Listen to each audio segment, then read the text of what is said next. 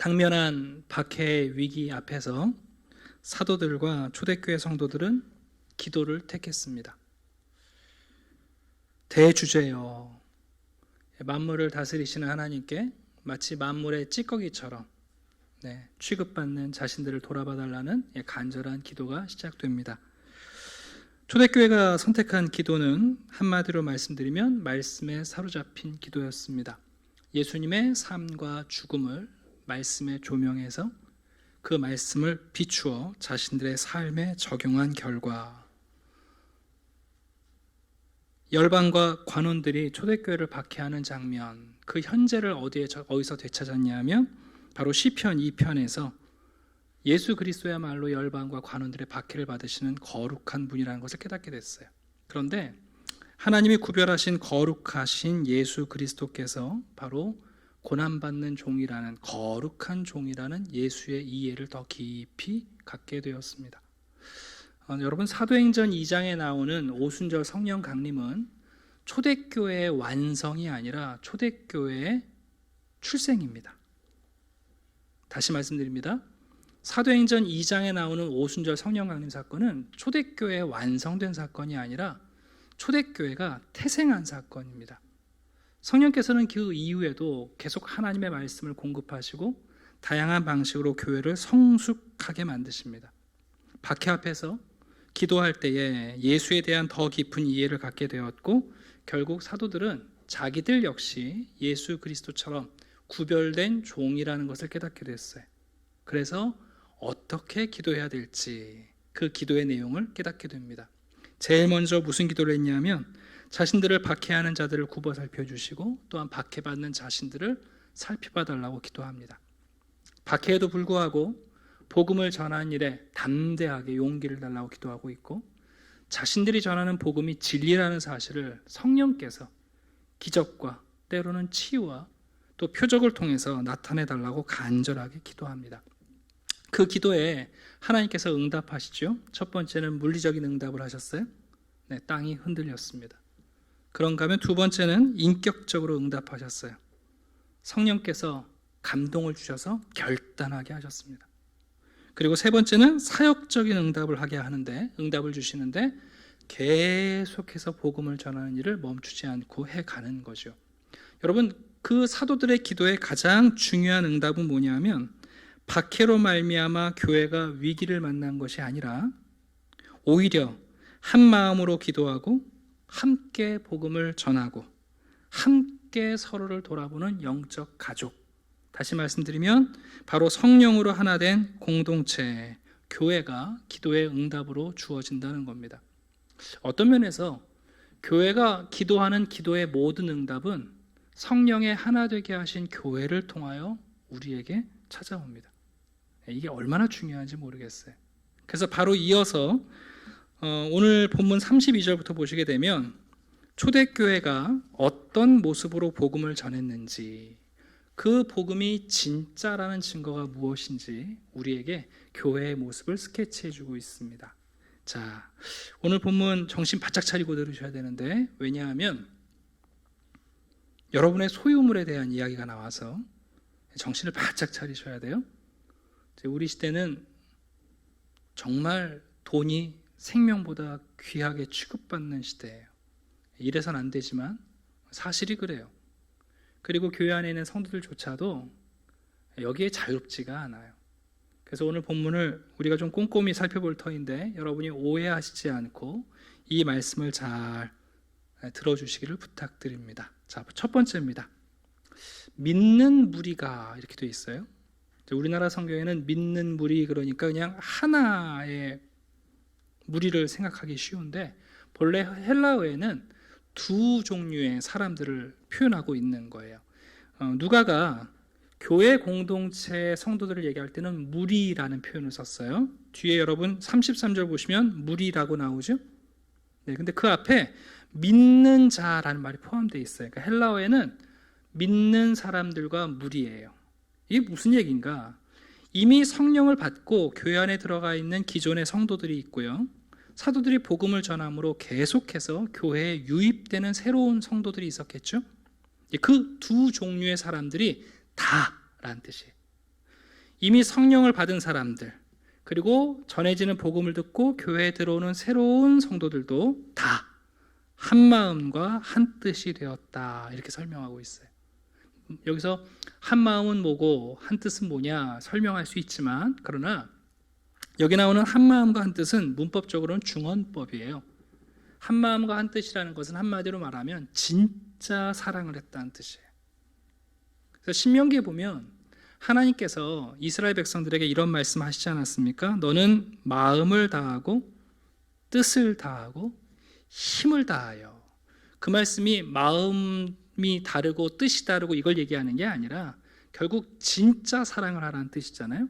그러니까 오늘 본문도 한 마음과 한 뜻이 되었다는 얘기는 뭐냐 하면, 기존에 이미 성령을 받고 성도가 된 기존의 성도들, 계속해서 복음을 전하며 교회 안에 들어오는 새로운 성도들이 다 진짜 사랑을 하게 됐다는 거예요.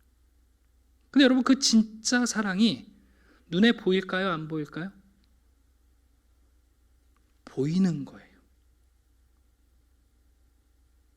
진짜 사랑하는 게 여러분 눈에 보여요. 어떻게 보이는가? 그 뒤에 나와요. 모든 물건을 서로 통용하고 자기 재물인데 조금도 자기 것이라고 하는 이가 하나도 없어요. 이제 이 말씀 들으면 이제 벌써 부담되시죠? 이러다가 목사님이 집문서 갖고 와라 이러시는 거 아닌가? 자, 전제를 좀 말씀드릴게요. 여러분, 하나님께서는 우리의 소유를 인정하십니다. 종종 잘못된 이단이나 잘못된 교계 지도자들이 엉뚱한 얘기를 하시는데, 여러분, 성경은 우리 개인의 소유를 인정하세요. 그래서 십계명에서 내 이웃의 것을 도둑질하지 말라고 말씀하시는 거예요. 만약 하나님이 우리 개개인의 소유를 인정하지 않는다면 그런 계명을 주시지 않아요. 여러분, 이건 대전제입니다. 오늘 본문도 마찬가지지만 이 본문은 초기 공산주의를 얘기하는 게 아니에요. 여러분, 공산주의라는 것은 개인의 소유를 부정하잖아요. 오늘 본문에 있는 것은 아니에요. 자기 물건이에요. 자기 소유예요. 하나님께서 우리 개인의 소유를 존중하시고 인정하시고 축복하셔서 소유하게 하세요. 더 중요한 건 뭐냐 하면, 그런데 성도들이 자기의 소유이지만 그 뒤에 결론에 있습니다만 필요를 따라 이것이 필요하다면 자기의 소유이지만 기꺼이 나누기 시작했다는 뜻이에요.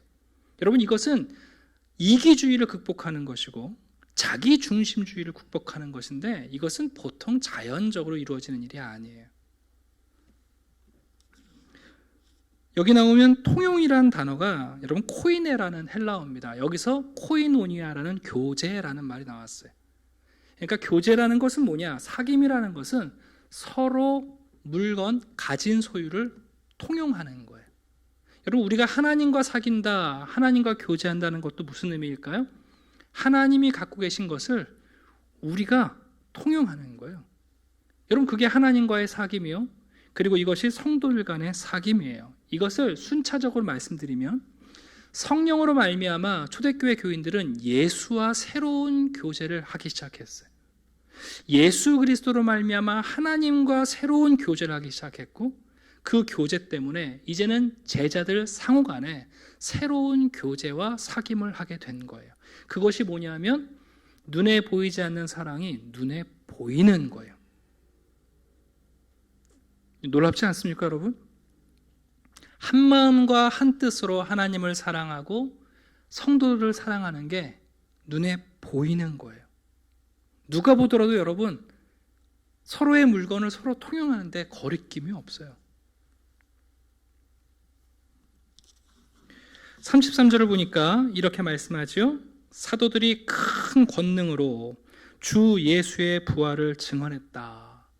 여러분, 사도들이 이 공동체의 지지를 받고 이 공동체의 후원을 받고 이 공동체의 증거를 가지고 예수의 부활을 증거하는 거예요. 근데 얼마 전에 만들었던 영화의 한 대사이기도 하고 우리가 종종 쓰는 말인데, 왜 우리가 이런저런 얘기하면 사람들이 그러지 않습니까? 너나 잘하세요 그러잖아요. 오늘날 교회가 세상을 향해서 이런저런 얘기하면 세상이 교회를 향해서 그런다고요. 너나 잘하세요 그런다고요. 근데 여러분 초대교회는 어땠냐면 정말 너가 잘하고 있는 거예요. 사도들이 나가서 예수 그리스도의 부활을 증거하고 우리가 죽었다가 다시 살았다라고 얘기하는데 그 다시 살아난 증거인 공동체의 모습이 눈에 보이는 거예요. 정말 교회에 들어가면 이 사람들이 죽었다가 살아난 사람들 같은 거예요. 자기가 죽었기 때문에 자기 소유가 없는 것처럼 살아가는 사람들을 만나게 되는 거예요. 사도들이 여러분 그 교회의 증거를 가지고 복음을 전할 때 어떤 일이 벌어집니까? 무리, 교회는 큰 은혜를 받게 됩니다. 여러분 예수 그리스도의 부활은 예수 그리스도를 안 믿는 사람에게만 필요한 게 아니라 예수 그리스도를 믿는 우리에게도 필요한 능력입니다. 중요한 적용을 한 가지 해드리려고 하는데 교회 10년, 20년 신앙생활하면서 이런 분들이 계세요. 나는 왜 안 변할까?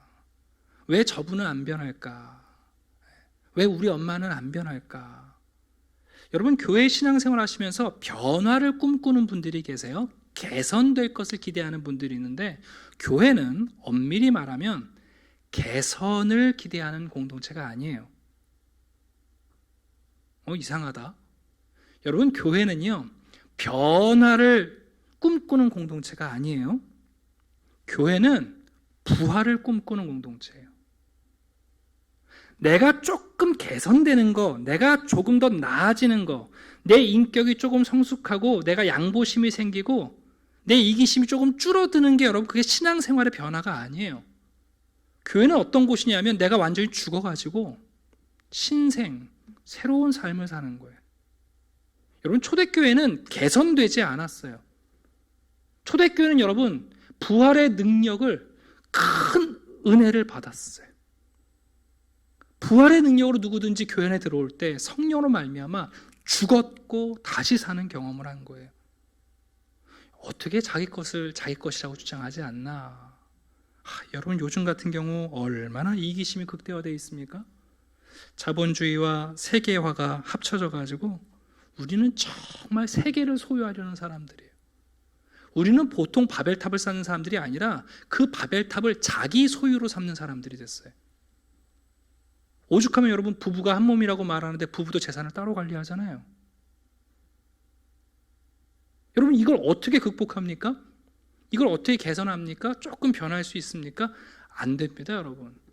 초대교회가 자기 소유를 자기 것이라고 주장하지 않았던 그 이유는 이분들이 부활의 능력으로 죽었다가 살아났기 때문이에요.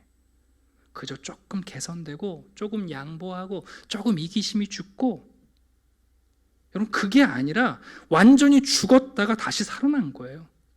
그제서라야 여러분 시체가 무슨 재산이 있나? 죽은 자가 뭔가 필요한가? 산 사람이 필요하다면 나눠줘야지 하는 것 같이 살아가기 시작하는 거예요. 여러분 이게 오늘 초대교회가 보여주는 사도들이 큰 권능으로 부활을 전할 때 그 부활을 듣고 공동체를 보고 그 공동체에 들어왔고 공동체 안에 머무는 사람들조차도 그 부활의 큰 은혜를 받은 사람들이에요. 여러분 그 결과가 무엇입니까? 34절 그들 중에는 가난한 사람들이 없었다. 아니요. 현상적으로는 가난한 자가 있었을 거예요. 그러나 실질적으로 가난한 자가 없었다는 뜻이에요. 이게 무슨 의미인가? 왜 누가는 이런 표현을 쓰고 있는가? 여러분 신명기에 보게 되면 하나님께서 이스라엘 백성들을 가나안 땅에 들여보내시면서 이런 말씀을 하세요. 한번 들어보시겠어요?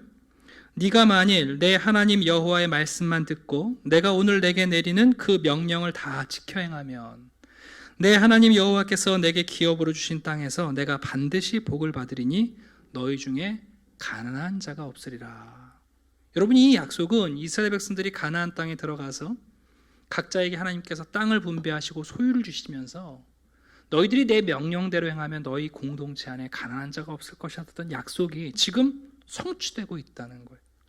모세는 가나안 땅에 이스라엘 백성들을 들여보냈지만 이것을 실패했지만 예수 그리스도께서 우리로 하여금 여러분 이 약속의 땅에 들여보내셔가지고 우리 가운데 가난한 자가 없다는 이 비밀을 성취하고 계신다는 것을 누가가 기록하고 있습니다. 여러분 이는 왜 어떤 방식을 통해서 이렇게 가난한 자가 없을 수 있는가? 세 단계를 말씀합니다. 첫 번째는 뭐냐면 잘 들어보세요. 밭과 집 있는 자는 팔았다 그랬어요. 여기 나오는 말씀은 집이 한 채 있는데 그 집을 다 팔았다 그런 뜻이 아니에요. 왜냐하면 초대교인들은 여러분 교회가 이렇게 건물이 있는 게 아니라 가정교회로 모였잖아요. 여러분 자기 집에서 지금 교회로 모이는데 그 집을 어떻게 없앨 수 있겠어요. 또 나중에 12장에 가시게 되면 이미 초대교회에서 한 10년쯤 지나서 이야기인데 그때 예루살렘에 자기 집을 다 소유하고 있어요. 그러니까 이 초대교회 모습이 모든 성도들이 자기 집을 팔아가지고 헌금했다 그 뜻이 절대 아니에요. 그러나 여유 있는 분들, 자기의 소유가 많은 사람들이 필요를 따라 집을 팔기도 하고 밭을 팔기도 했다라는 뜻이에요. 또 한 가지는 그 뒤에 보시면 그 판 것의 값을 가져다가라는 말씀은 토지를 매매하든지 집을 매매하든지 간에 그 가운데 얻어지는 수익금을 그것을 공동체에 드렸다 그런 의미입니다.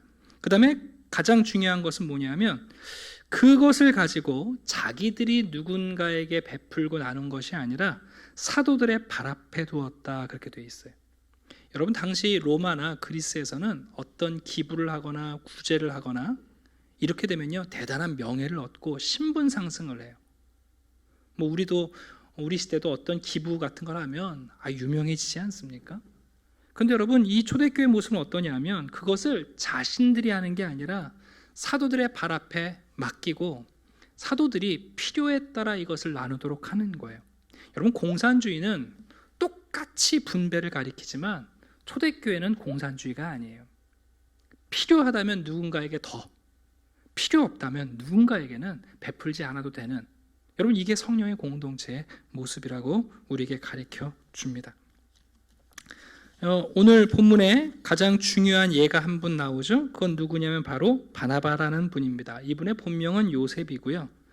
이런 아름다운 삶을 살아가는 성도들 가운데 한 분을 우리에게 예로 소개하고 있어요.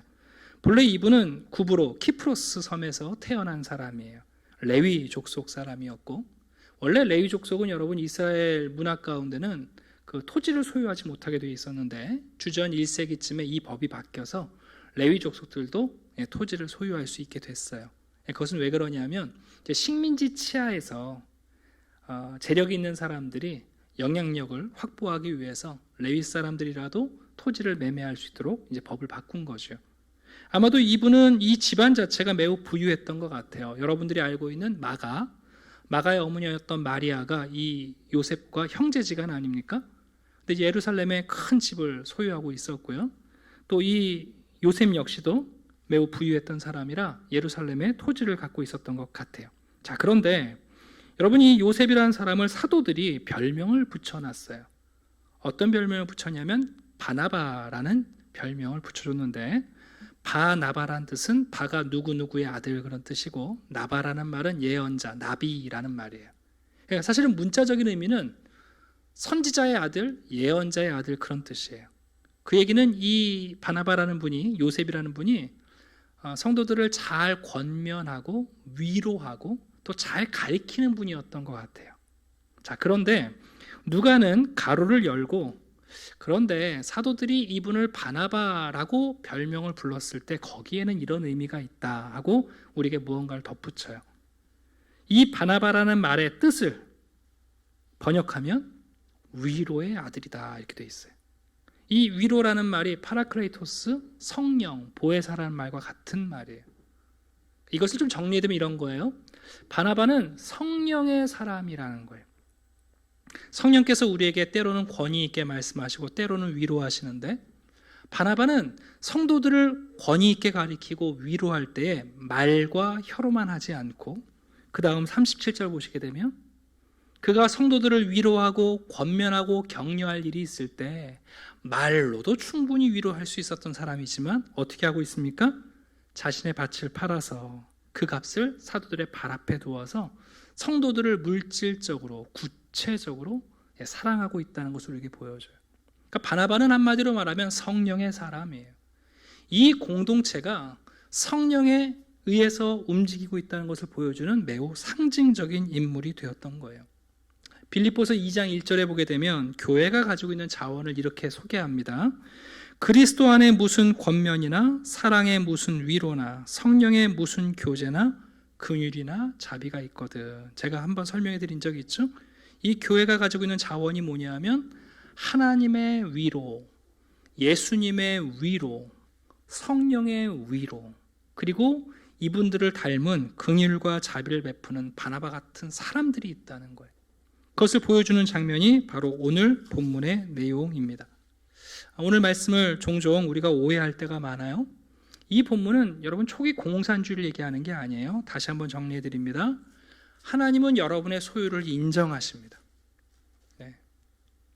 다음 주에도 보겠습니다만 하나님께서는 여러분의 소유를 즐거워하시고 여러분의 무언가를 맡기기를 좋아하시는 분이에요. 꼭 기억하세요.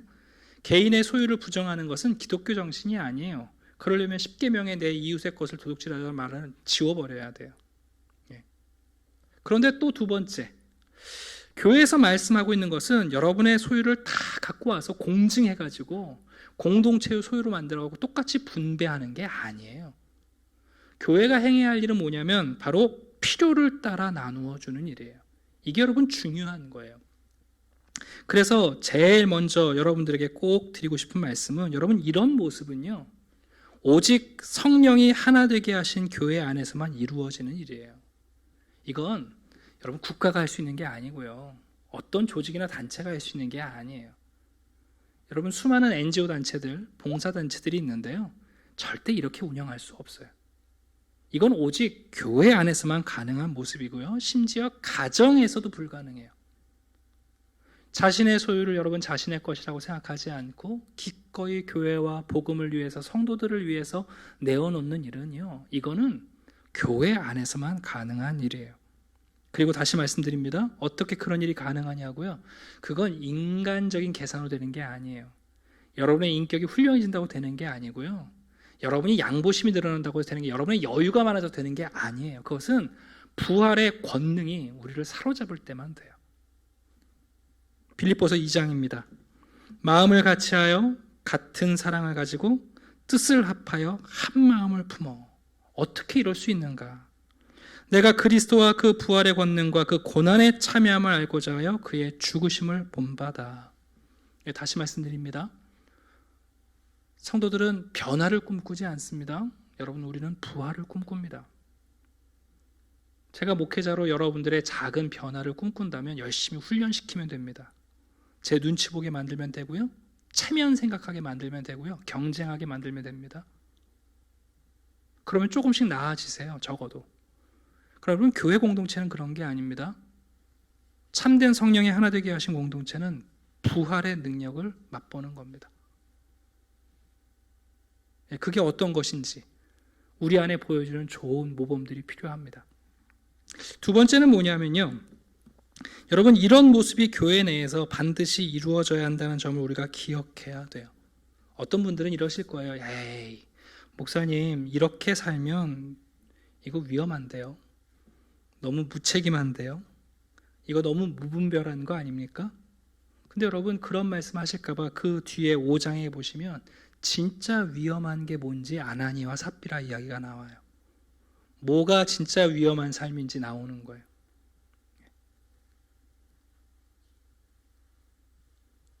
여러분 성도의 사귐이라는 것은 눈에 보이는 거예요. 비록 우리가 지금 이것을 완전히 실천하지 못할지라도 이것이 성령께서 교회 안에서 역사하시는 능력이고 모습이라는 사실을 우리가 좀 인정해야 돼요. 캠벨 몰간 목사님이 이런 글을 써놓으셨어요. 비록 우리가 초대교회의 아름다운 삶의 모습을 교회 내에서 현실화시킬 수 없다고 하더라도 최소한 초대교회의 삶을 움직인 힘이 사랑이라는 것과 그 삶의 활력, 그리고 물질적인 것으로 하여금 영적인 것을 위해 이바지하도록 만드시는 성령님의 역사하신 만큼은 깨닫고 믿도록 하자. 우리가 각자 얼마만큼 이러한 사실을 각성하느냐에 따라서 오늘의 교회의 삶은 잃어버린 이상적인 모습을 찾아가게 될 것이다. 자, 세 번째 드리고 싶은 말씀은 여러분, 그래서 교회는 더 많은 규율이나 서약이나 어떤 작정이나 계획이나 결단이 아니라 여러분 더 많은 사랑이 필요해요. 네. 교회가 풍성해지는 것은 우리가 무엇을 작정하고 무엇을 계획하고 거기에 있는 게 아니라 정말 여러분 더 많은 사랑이 필요해요. 다시 말씀드립니다. 하나님께서는 우리에게 그 어떤 의무나 규율을 주시지 않았어요. 여러분의 소유를 하나님께서 주시고 기뻐하세요. 교회가 가끔 여러분 성도들의 재산을 탐내는 교회들이 있어요. 여러분 교회가 어느 교인이 부자 됐다고 해서 그 교인을 기대하는 건 역시 탐심이에요. 옳지 않아요. 여러분 하나님이 여러분에게 주신 소유를 마음껏 누리실 수 있어요.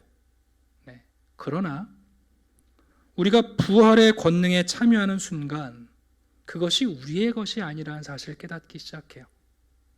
그리고 무책임하고 무작정 구제하는 게 아니라 필요를 따라 교회 안에서 복음을 위하여 가난한 자들 위하여 나누는 일들이 가능해져요. 어떻게? 부활의 권능이라는 큰 은혜를 받을 때 그때 여러분 조금 개선되는 게 아니라 완전히 바뀌어요.